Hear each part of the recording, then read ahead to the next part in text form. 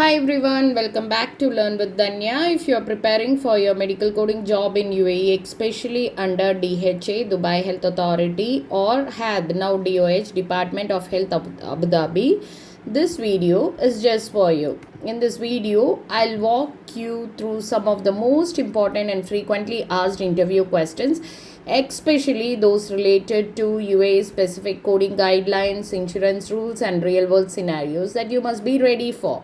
Whether you are a fresher or an experienced coder planning to work in Dubai or Abu Dhabi or anywhere in UAE, stay tuned till the end and don't forget to note down the question and practice your answers. Let's get started. So in this, only 1 or 2 questions will be added. Remaining will be in the playlist. Please do check it. So the question is, a patient presents with multiple fracture. How do you code this scenario? So when coding for multiple fracture, the correct approach depends on several factors like identify all fracture sites. Carefully review the documentation to identify each individual fracture. Note whether each fracture is open, closed, displaced or not displaced, and acute or subsequent encounter.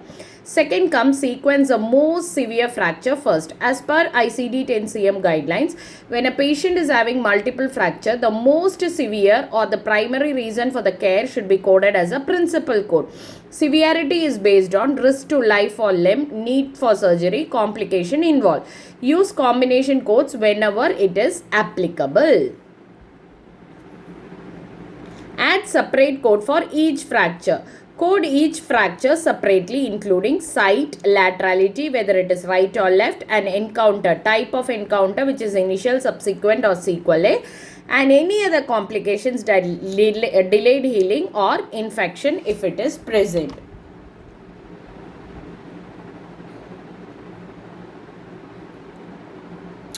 Example is given. You can have a check for this.